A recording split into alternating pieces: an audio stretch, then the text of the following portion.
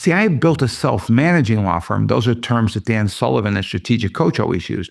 But I hadn't built a self-growing law firm because it had gone up and down within this framework, but never really grew. It made me a good amount of money every year, and it filled one pocket, and it was a great entrepreneurial experience. But now my commitment was to come back and grow a company that wasn't dependent on any one person, including me.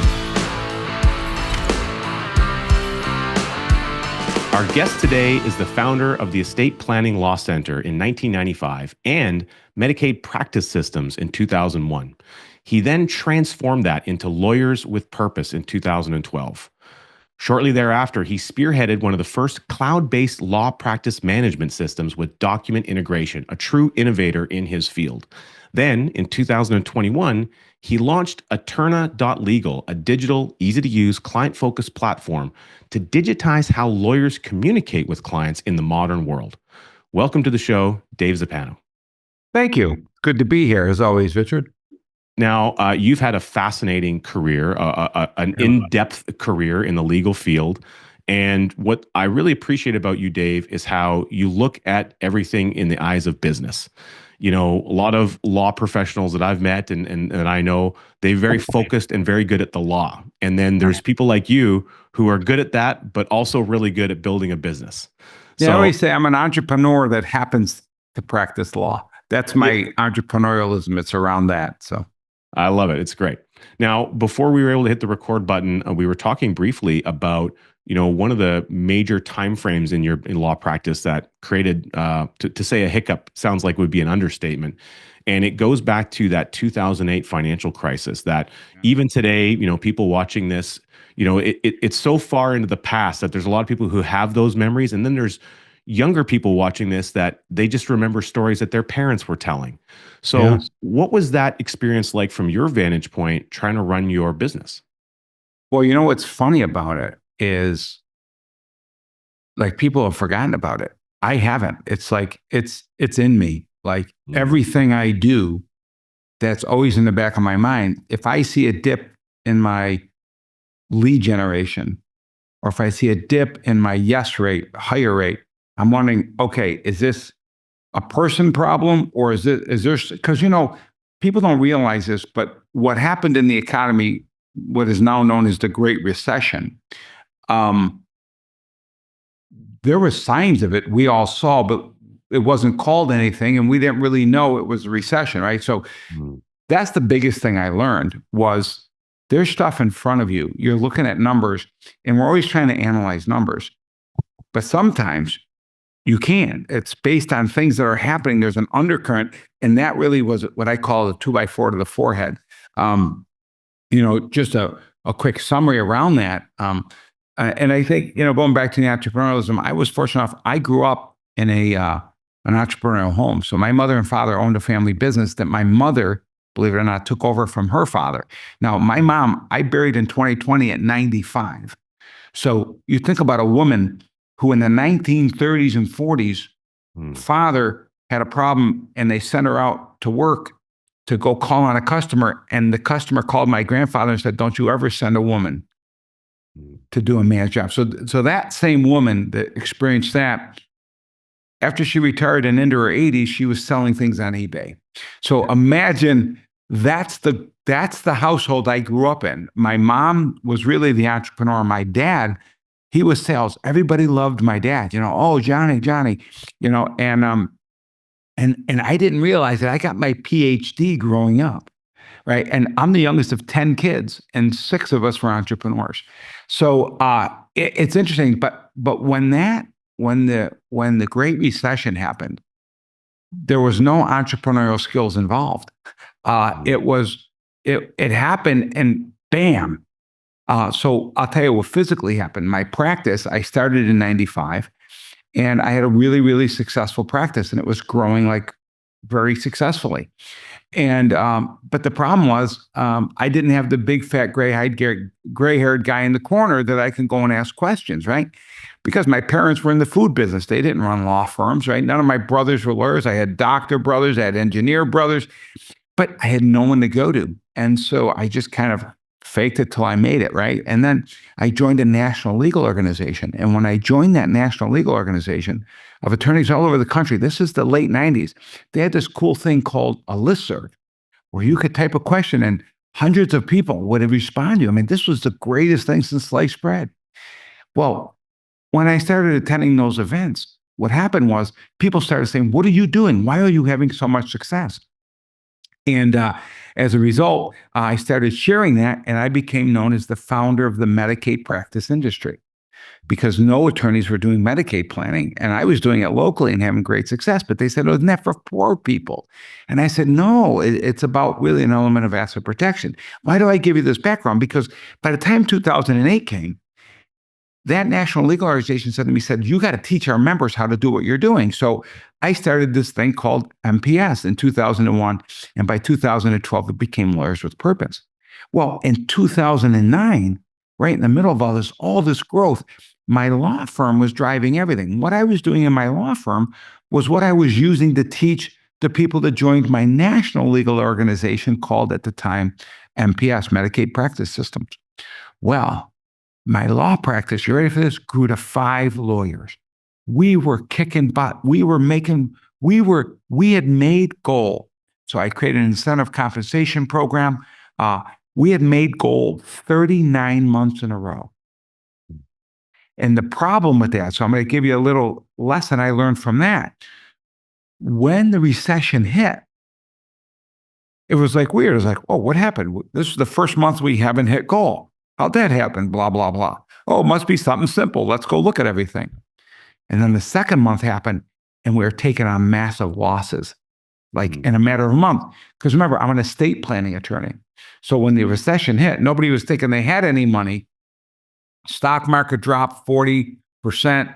Nobody thought they had money. They weren't worried about protecting their estate, right? So we're the first guy they stopped calling. Right.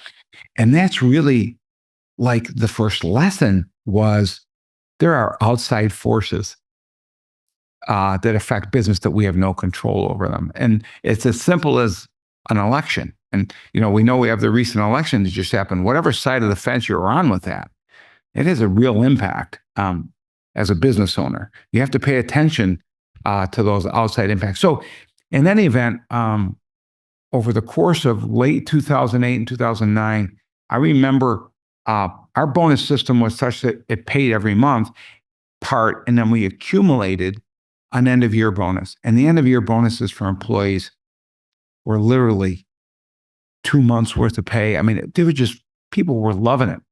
We wiped out the entire balance of the bonus account before November 1st of that year. And it just from September and October, it was like, boom, we went from this to just boom. It was turmoil. But what happened following really is ultimately, I'm sure you're going to have questions around this, but what are the greatest lessons and the challenges?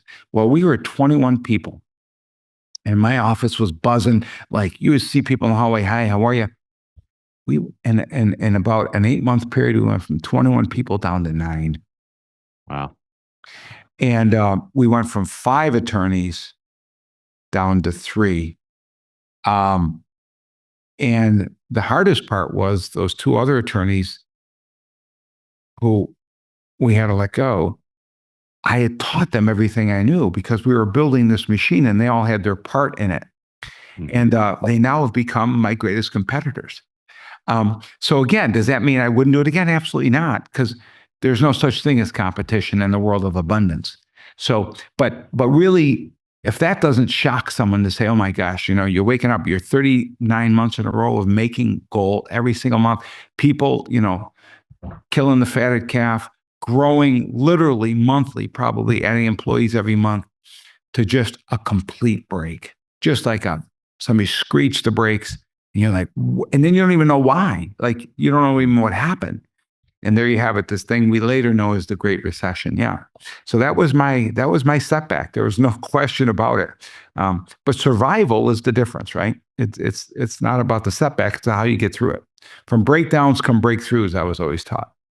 Well, and that would have impacted the other component of your business where you were teaching your business systems and practices to other people in the country, because now that successful model isn't as successful given the current economic climate. So it would have been a double whammy to some degree.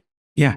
Interestingly, during that period of time and during COVID, while the law firm business went down, the national one tended to go up. Why? It was a place where like-minded people in the same business could talk and share the challenges they were facing and come through it with new ideas. So as recently as COVID, like when COVID hit again, all the law firms shut down. I remember in New York, everything had to be shut down, and I applied for a waiver. And they say, why should we give you a lawyer the waiver? And I'm like, I'm not a regular lawyer. I'm an estate planning lawyer. I've got to get in. I've got to get healthcare proxies to these people who are getting sick, powers of attorneys, all these things that are, you got people that are being affected by this virus that are owning businesses and things of that nature. And so they actually, I think I may have been the first attorney in the state of New York that was granted an exception to be allowed to stay open.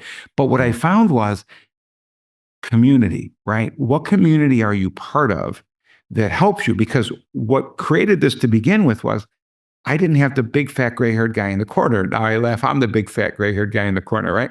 But I didn't have anyone to talk to. So this national organization I joined that had this thing called, a cool thing called the listserv, where you can communicate with people, actually had the inverse, because people went to that to find solutions because they're all going, no one knew who to turn to. So it gave us a platform where we were able to talk to lawyers all over the country, dealing with the challenges. And what was really cool was, as one of us found a solution, even if it's a small solution, we shared it. And other ones will come back and say, yeah, that worked for me too. So I think that's another takeaway that was what I would call an unanticipated byproduct because of the two companies I had, was that the ability to adapt will really depend on the size and expertise of your community or communities you hang in, right? I'm not talking about your local community where you live and have dinner. Yes, that's a community, and that's important too, because there's a part of that being out at community events from the law firm perspective. But there's this whole other national legal community we had that were all in the same business as me, that we were able to strategize and identify what are you doing and what's working. Well, the fact that you could even be a part of that community, I mean, that it existed obviously is a huge, huge benefit. But more importantly, you took advantage of it. You maybe looked at it differently. That may have been happening for other members of that community, but I think your perspective was, wow, here's where I'm going to get all the intellectual shortcuts I need to be able to move the dial in the business and get back up and running. So very, very powerful circumstance. It's incredible that you were able to recover from that, Dave. Now, when we come back after these messages, we're going to unpack a little bit more of that story. And there's another doozy that I think we're going to get into as soon as we have these messages from our commercial break. There's certain moments in our life where we know that things are going to change. That happened to me in August of 2009. My life completely and totally changed forever, for the better. I learned about this incredible concept called the infinite banking concept. Becoming your own banker. It was created by R. Nelson Nash. Nelson became my friend and my mentor. I loved him dearly. I now have the blessed life of being able to teach his incredible message, his incredible concept to the people I love to serve. You can learn all about it by registering for a free webinar at learnibc.com. Go ahead, take the initiative, start your learning journey now. Now, we all know that economies go in cycles, and often businesses have their own cycles. Now, you just shared an incredible story about how the global financial crisis impacted your business. Dave, we're going to talk a little bit more about the recovery of that, but there's a few more things along the way. We've had a couple things that have happened since then. You mentioned COVID earlier, and you're in the thick of something now that's really happening at present. So I want to unpack that a little bit for our listeners, because I think it's going to be really beneficial. So walk us through the recovery process. How did you start to see things pick up again after the recession? Well, the recession, if you remember, it was a long one. Again, there's a lot of people that don't remember it, or they were young and they really weren't experiencing it from a business perspective. But my law firm came back gradually. It was very slow, but that 3-attorney, and it was me, and I really wasn't actively involved. So we had gone down to 2 attorneys really doing the day-to-day stuff from 5. And I started to focus more on the national organization while doing my minimum I have to do to maintain my responsibilities at the law firm. And as that grew, I started to meet different people. And believe it or not, I took on partners in the national organization. Now, what's wild about that is that's what really led to the conversion of Medicaid practice systems to lawyers with purpose was I took on 2 partners. And so we said, well, let's rebrand it because we're not just doing Medicaid anymore. We're doing this whole thing called estate planning. And each one had a different niche in the estate planning market. Well, what's the next glitch? All that's going great. The national company's growing. My law firm's growing again. And then my partners and I come to a point where we see the future differently. Now, interestingly, my partners were not entrepreneurs. They were technicians. What do I mean by that? If you've ever read The E-Myth, right, by Michael Gerber, you understand there's those. Now, again, they would probably disagree with me. But what I mean by that is the vision that I had, me being the visionary more, the vision I had as us growing was more dependency on technology, less dependency on people. In fact, people don't believe this, but we had a goal in my companies, not my law firm so much, but my national legal organization. This was a goal in 2019. Are you ready? To have our employees be virtual and remote. In fact, I'm going to say this was a funny story. In 18 and 19, we got onto this really cool thing called Zoom. And we used to have our company meetings in Zoom. Well, the problem was some people were in the main office, and the ones that were on Zoom, they just started saying it was really hard to listen to everybody in the main office. So we ended up changing our meetings so everybody did it from their offices on Zoom, right? Now, isn't that funny? I could not get clients to come on Zoom, right? So talk about entrepreneurs being ahead of the curve. So we're all working Zoom. We're like, this is great way to communicate. We couldn't translate that down. Well, a little thing called COVID that would come a year later would change all that. But let's go back. So now I start to see differently from my partners because my partners really were talented. But what they wanted to do is build the company on their talent. And I said, listen, the best talent you have, you're worth way more to the company by replacing yourself. So here's another lesson. Than you are by doing what you do. And in my law firm, this used to scare the heck out of people. I say, look, you got to replace yourself. Oh, no, then you don't need me. I'm like, no. What you don't understand, the skill of replacing yourself is a much more valuable skill that I'm willing to pay for than the skill of doing what you do. Doing what you do is a commodity. We can find someone else to do what you do. But getting someone that knows how to replace themselves at what they do, now there's a higher level skill. Well, my two partners... You can duplicate that effort multiple times. Yeah, going back to the E-Myth, the pie maker, right? And so my partners were very talented. My one partner agreed with me, and she has gone on and done a lot of that stuff, and we're still very friendly. The other partner, though, really saw her skills as essential and universal. And I said, well, the challenge I have is you only have so much bandwidth. And then if you go down, everything goes down. How are we going to fix this? So we fixed it by agreeing to separate. So that was my next setback, right? Which was taking this company that was just me, that I had brought on partners, and that had gone for 5 years and went successfully, now to reshift again and rebuild this company alone. Right. So now I have to rely on key employees as opposed to partners, which is a different level game. But here's the beauty of this journey. And wait till you get to the current day. You're not going to believe it. But the key to this journey is each time you go back, you're not starting over because you're going in from a whole different view. The view I went back in after I bought my partners out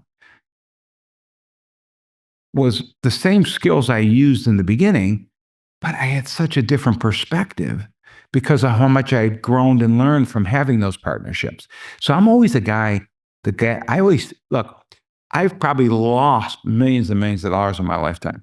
That's not what you're measured on. You're measured on what you make, right? You're going to fail at times. Things are going to fail. That's okay as long as the wins outnumber the failures. And that's really what it is. It's about going forward. But what I loved, and when we get to the modern day story, the view is so different. So even though I was going back in, starting over kind of in 2017, now I come back in and I take my company over. And I'm talking about, I went to a company event and I had 7 different key people asked to have breakfast or lunch with me. And all 7 of them told me they had their resumes out. And I'm like, oh boy. So this is now after I lost my partners and I brought in a leadership team to take the company to the next level. I still stayed engaged, but it wasn't working. But I sensed something was wrong. But again, at that event where I had all my employees from both companies there, a lot of private meetings were requested. And so I made a single commitment to them. I'll never forget this. I said to them, I said, listen, I said, do me a favor. Do you trust me? And they said, yes. I said, and this is key about relationships. I said, all right, I'm going to ask you to take your resume off the market. Okay. And I said to all 6 of these key people, because they're people I had originally brought in. And they were great people. I mean, they had my culture, they had everything. And so I said, I'm gonna make you a promise. I said, I don't want to tell you any stories. I'm not gonna say anything. I just want you to watch. I said, but you got to give me 3 months. Just hang in there and watch. Pay attention to what you see and what you hear. I'm not going to tell you. I'm not going to make you fancy promises. I said, just trust me. Give me time. And they did. And over the next 3 months, my CMO was the first one to go. My COO was the second one to go. And the final one that went kicking and screaming was the CEO. Again, I never liked the titles. I think with titles, people get entitlement with titles. And so we don't have big fancy titles in our companies. But here's what happened. I went back in and took the company over. It was the spring of 2018. And I had to rebuild the whole company. But the good news was I had my key people. Their skill level wasn't. But again, I didn't know. It took me being out to look from the outside in a while to see what the challenges were. And I had great people at the lower levels, but they didn't have the level of skill that the C level had. And so there was this gap between the C level that came in and the operating level, we'll call it, the people running the businesses.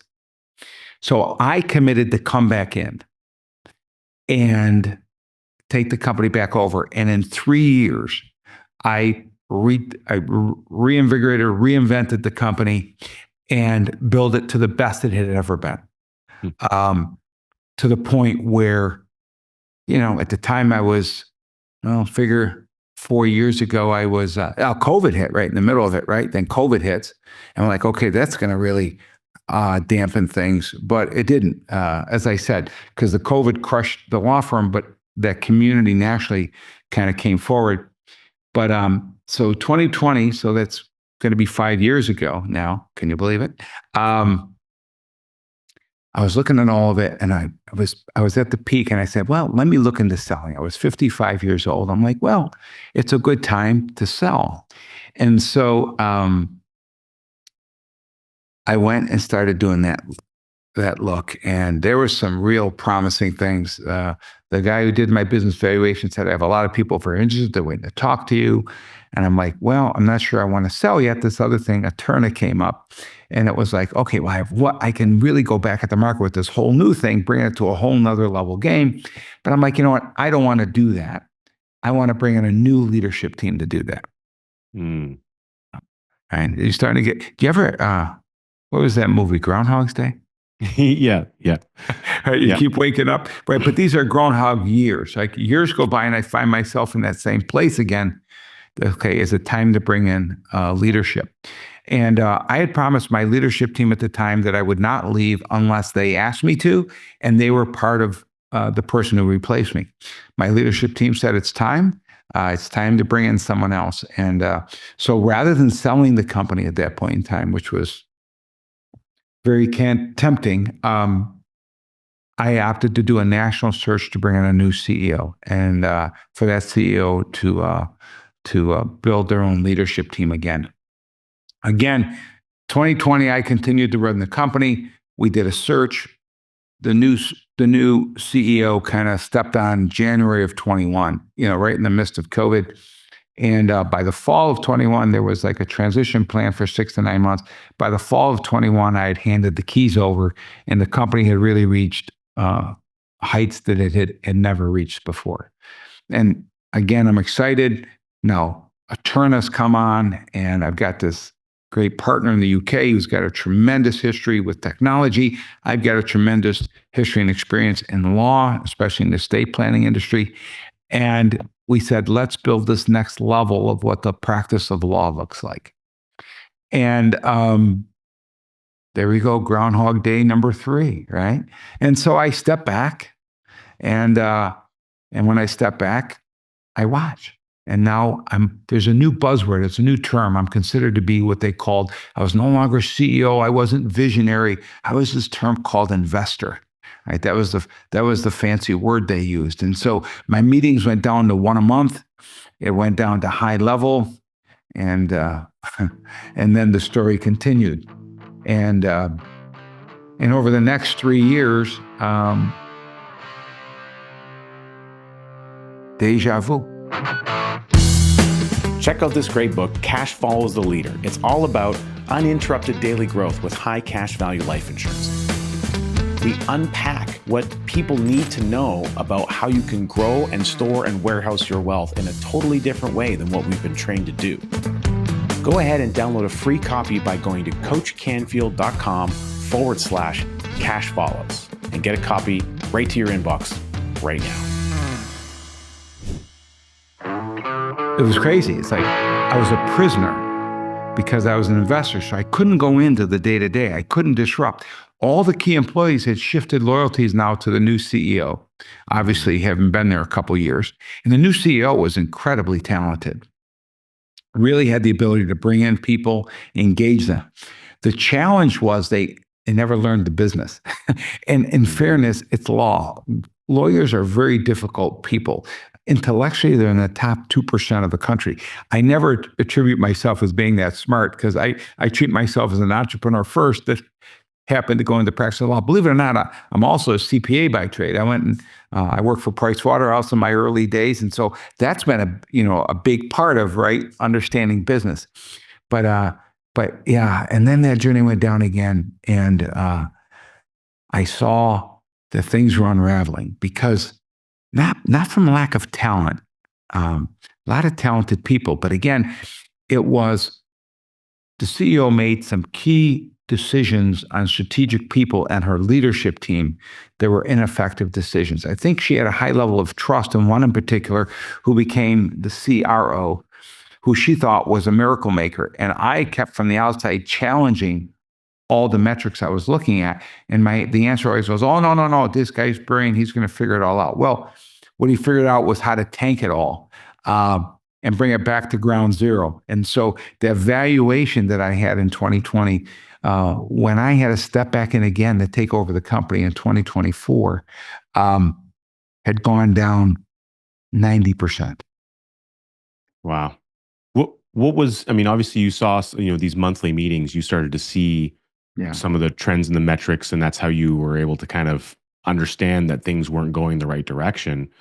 Being that your role was different, how were you able to maneuver in to reposition yourself to take over to rebuild the company? Well, here's how. And I didn't even have to fire a single person. There's an old saying, coach them up or coach them out, right? And so what happened was, as the investor, my ability to control things was really limited to my direction to the CEO. And so my direction to the CEO became very clear. I need financial statements that say X. I need dollar amounts that, because the company had always run itself. It always had a profit. Now it needed investment for the first time ever. I shouldn't say first time ever. I should say it's the first time probably in 20 years. So I said, well, I'm an investor. I need to know what I'm investing in. And so what I started doing is asking tougher questions. And eventually, she came to see that key position that she had trusted someone wasn't performing, because I said, I need the metrics in this key area. And when she was looking at those metrics, she saw they weren't what she had promised they were going to be. And I just merely went back to her and said, no, look, when we met 3 months ago, you said this was going to happen. Well, this is what actually happened. So help me understand why I would be investing in that. Right. So that's a painful part, because you have to sit by and watch them continue to fail. But you have to coach them to help them see it. Long story short, without during that, let me tell you another funny story. This is important because it goes back to in 2023, she was running both my law firm and my national organization. I said, look, it's time to shift leadership away. You can't do both. So I required her to have a new leader of my law firm by fourth quarter 23. You can't make this stuff up.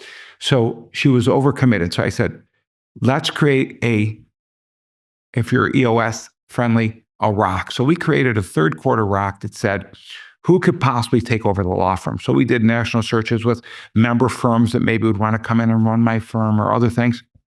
And in the end, you ready for this?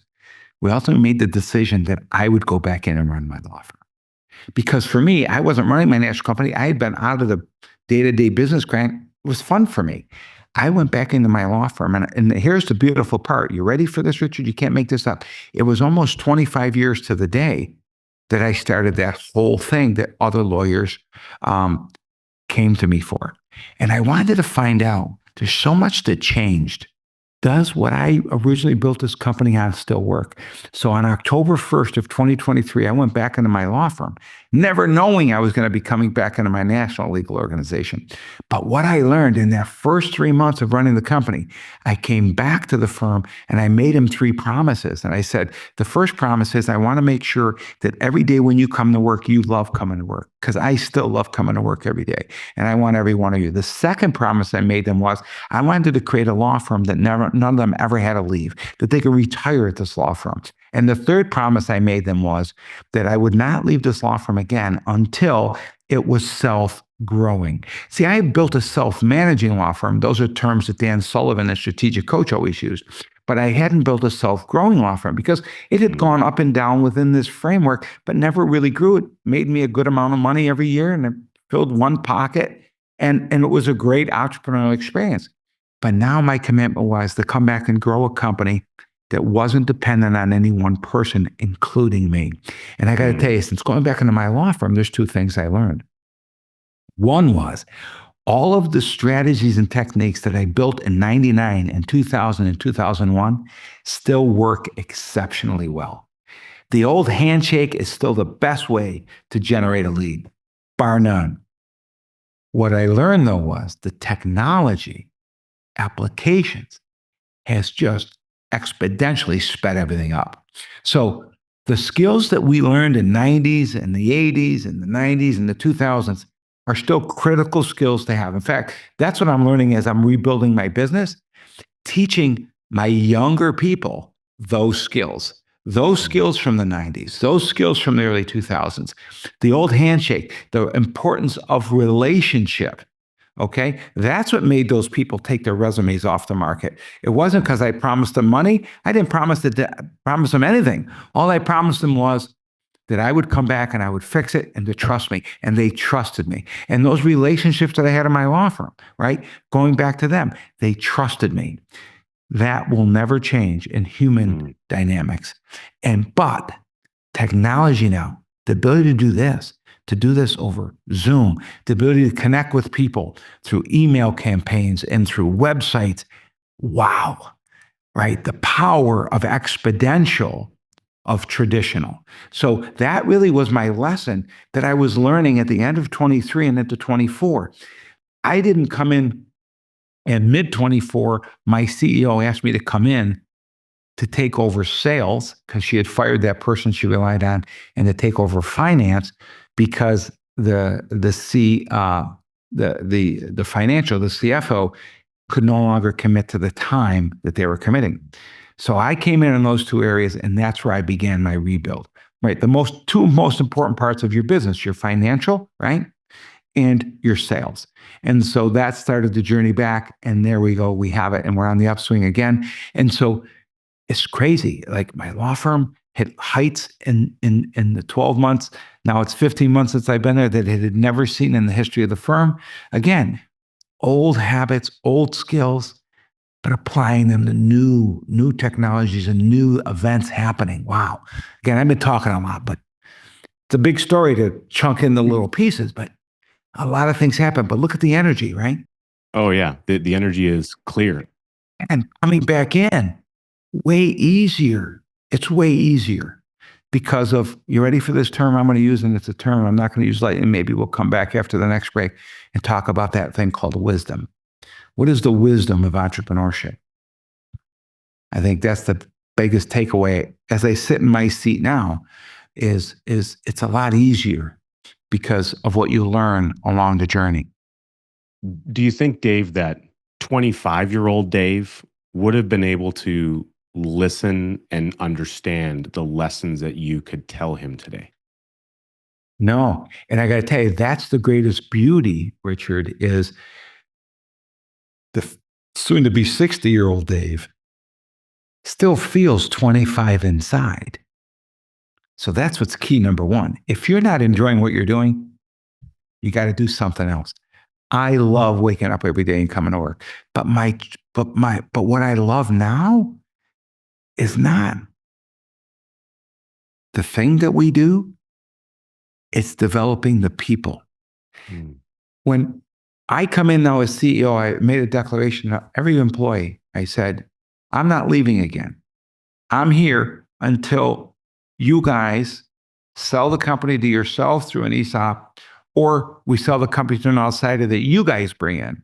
But I'm not going anywhere anymore because I don't need to, because I have the team and the culture. But what happens is the wisdom to teach these 30-something-year-olds, because that's who my leadership team, they're all in their 30s. 2 hit 40 in the last 6 months, okay? And I got a couple of those in their 50s, right? Early 50s. They're gems too. But it's different because no, the 25-year-old Dave, even the 45-year-old Dave, even the 50-year-old Dave wouldn't have been able to do what the 60-year-old Dave can do. Because that thing called wisdom, which is, you just said it. You said the word listen. So there's 2 powerful things. 90% of what I do now is listen and ask powerful questions. I very little speak.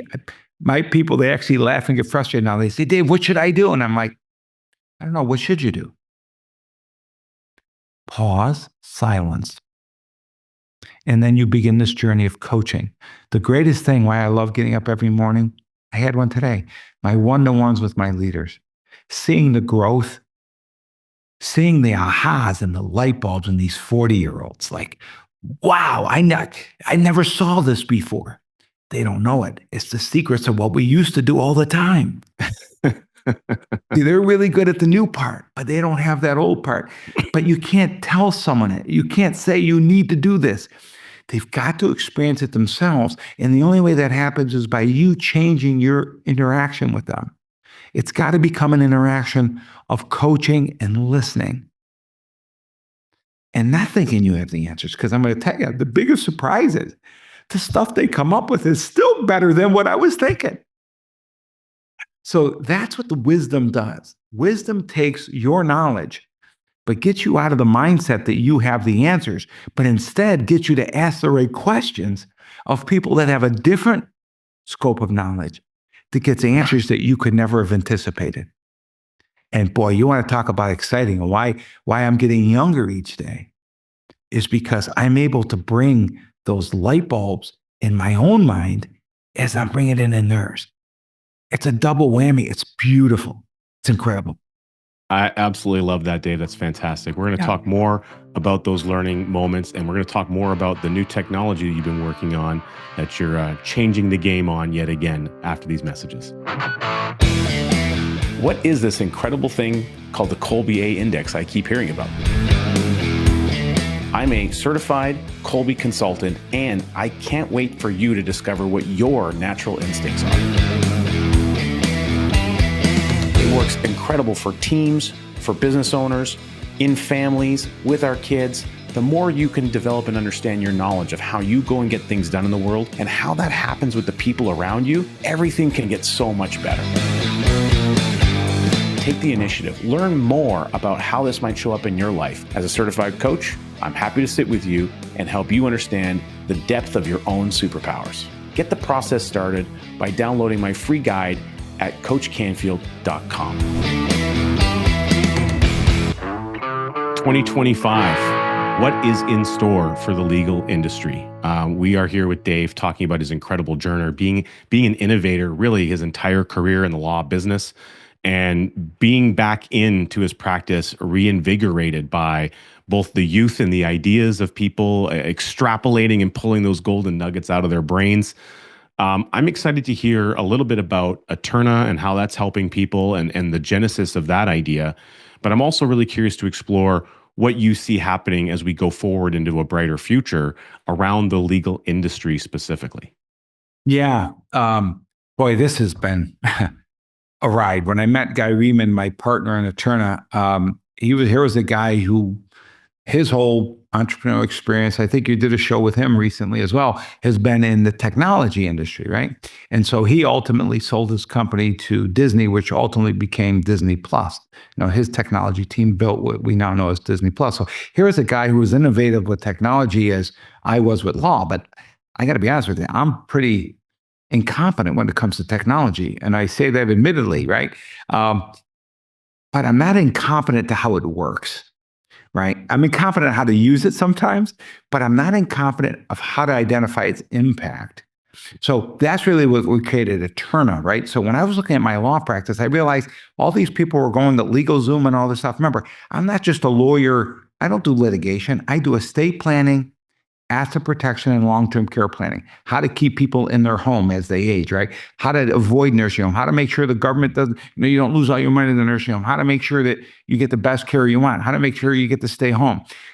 Wills, healthcare practice, power of attorneys, trust, revocable trust, irrevocable trust. This is the world I live in. And so when I looked at this, I'm like, well, wait a minute. There's all this craziness where the law practice can't be owned by a non-lawyer. Now, just for the first time 3 years ago in Arizona, they said for the first time ever, a law firm could be owned by a non-lawyer. Now, that opens the gates. That's the tipping point. It just hit 3-4 years later. We still don't have movement on that. Maybe one other state has, and 5 other states have it in, they've been talking about it. But once that hits, game over. The practice is gone, right? What we know about the practice of the law will be gone. Not bad. Okay, this is not a shoot across the bow to go, whimper and whine. This is a shot across the bow to engage and prepare. And that's really where Eterna came from. Because what I said was, people are getting smarter. They're getting more technologically advanced. How do I know this? Because the guy who was using Zoom, who couldn't get his clients to use it, soon grandma, age 86, is talking to grandkids over Zoom. So now everybody's getting a little more accustomed to this technology and what it does. So I said, well, the way we interact with our clients has to change. So I'm not going to promote Eterna here, but what it is, why it's different than the LegalZooms of the world and the willandtrust.coms of the world is those are things all about the document, okay? But those are all a computer programs somewhere else. And oh, by the way, if you want an attorney, we'll connect you with one. Eterna was based the exact opposite. It's saying, listen, there are people right in our local communities that come to our law firm or don't come to our law firm because they're intimidated by lawyers or they want something simple. How do we engage them in that mechanism? So really what the Eterna platform did is it took law practices. We don't market to the clients. We market to the law firms and say, wouldn't you like a technology that when you interact with consumers to hire you, they can hire you one of 3 ways. They can do the traditional where they come in, knock on your door, sit at your desk and hire you, come into their next meeting, hire you, print the paper out. That's your traditional way.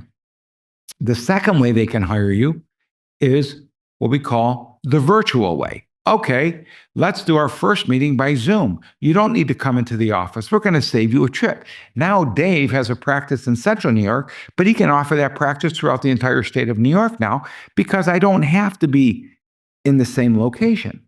So that's what we call virtual application of what we do in our practices.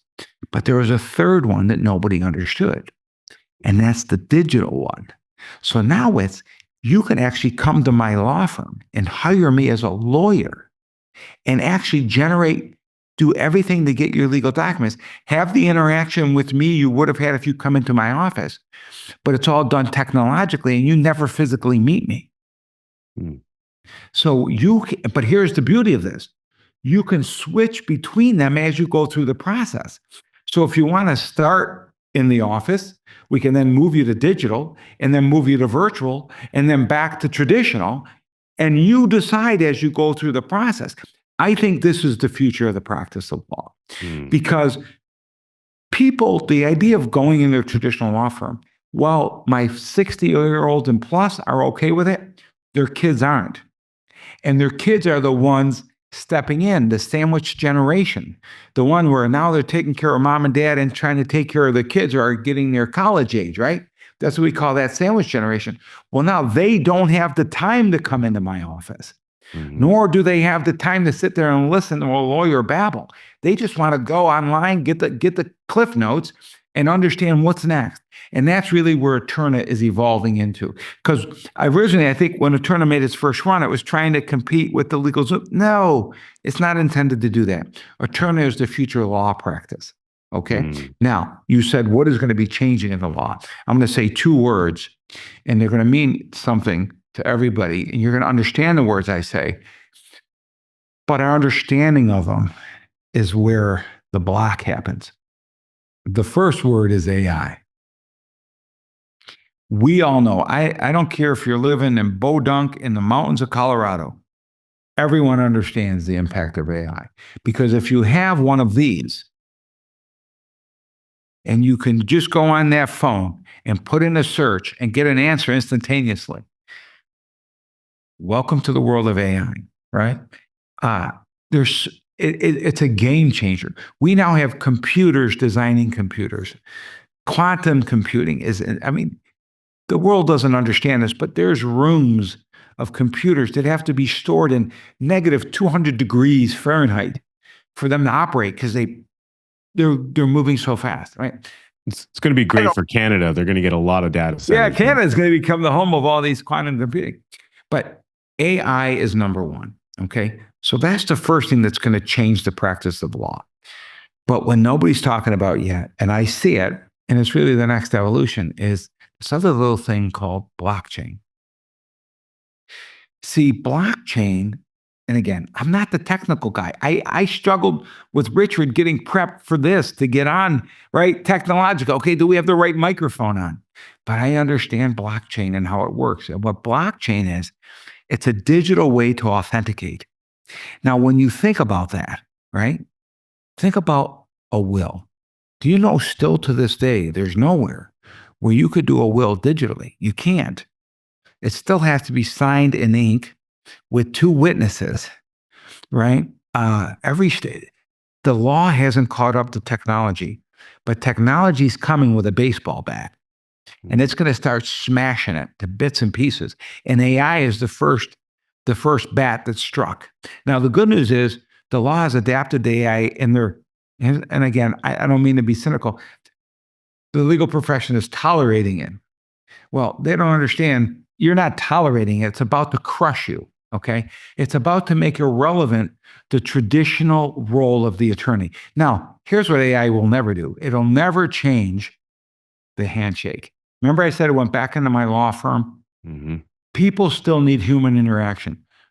The jury's out, but what they're starting to find in study after study after study is the generation coming up now, the suicide rate is higher than any generation before it.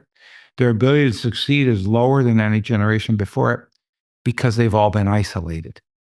They've been isolated behind a cell phone, behind a computer. They've been locked down by this thing called COVID. But one thing none of us can change is the human condition.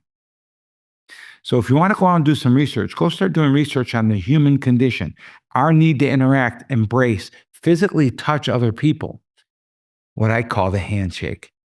Now, blockchain is a way to take those things that are unique to lawyers and what we learn in the law, the human processing, and build a way to authenticate it in digital technology. That becomes critical because to have, for example, you're now able to buy art. When you buy art on the internet, that's through blockchain. That's the technology behind it that knows you own this thing. When you hear about Bitcoin, Bitcoin happens through blockchain, right? It's this authentication process that knows this series of numbers is controlled by the person that has access to this series of numbers that gets you access, right? If anyone that knows if they have Bitcoin, they know they don't own anything. All they own is a password to something, right? And if you lose that password and that's not documented, that's a problem, right? That's the world we're heading into, Richard, is blockchain and AI and human. So this human piece, you're going to find it come back. I found it when I went back into my law practice in 2023. I'm 15 months in. I'm having a blast because the greatest success is coming from when we integrate these advanced technologies with the good old-fashioned handshake. Now, how do you do a handshake technologically? How do you get that personal relationship technologically? How does blockchain fit into that? How does AI fit into that? I think that's what's coming. And the challenges around it are going to be, I don't mean to freak people out, is how are you going to know that this is really me talking to you? Because technology is to the point where they can put an avatar of me, they can get my voice, they could even get my thinking. And that thinking might even react to Richard's question, right? That's scary when you think about it, but it's already here, folks. I'm not saying it to scare you. I'm saying because it's already here. But it's not about the danger that creates. It's how do we have the benefits overtake the dangers so that, there's good and bad in everything. The trick is you always got to use it more for good than for bad, right? This whole conversation there's also the opportunity that it creates. The opportunity that it creates is the capacity for an increased desire for one-to-one human connection. And so I think, and from being a strategic coach, and I really do believe AI is going to have a lot of monstrous changes. But one of the impacts I believe we'll see is that it'll increase the desire for deeper human connection, because a lot of the quote unquote work can be done by something else, not a someone else. And it's going to free up a little bit of time. And what are people going to want to do at that time? They want to go and meet with other people. So I think we're going to see an increase of people wanting to get back to that one-on-one connection. As a testament to that, Richard, I can attest that that's already happened in my company when I've come back in. 100% of my time is in human interaction. None of my time is spent in computer interaction. I don't do a single programming. I'm interacting with people and say, well, what would give you the greatest freedom? What would allow you more time to do what you're unique at? What strategic coach would call your unique ability, what my father would call your God-given talents, right? There's something each one of us have innately that's different than someone else. And that comes through interaction of people. And the beautiful part is there's a whole other thing underneath all this, Richard. And that is, I read an article and it said, industrialized countries of the world average 7 working people per retiree. Most of the industrialized countries of the world. Japan is the worst. They're at 2.8. But hang on, US is at 3.9. Now, why that's critical? 3.9. There's nobody coming behind us, Richard. We're not having kids. I'm the youngest. My mother had 11 kids in 12 years. I had 3. My kids are having less, if any. There's nobody coming up behind us. We have to get technology to take over all those things that we relied on humans to do, because there's no humans coming to do it. But that will bond and create. And I'm telling you, in my practice, I think you've just got onto something. The future practice, 90% of my time is interacting with my leaders and developing them through human interaction and communication. And that's because, and I'm coaching them into delegating the rest to technology. And that's what they're doing. Every quarter is a new goal, or in EOS terms, a new rock. What can we delegate to technology this quarter? Amazing. Love it. Dave, this was fantastic. Thank you for sharing your story with us. Thank you for taking the time to be here and the utilization of great technology that allowed this to happen. Yeah. And for those of you watching, make sure you stay tuned for next week's episode as we continue to unpack the incredible journeys of the entrepreneurs who are shaping tomorrow.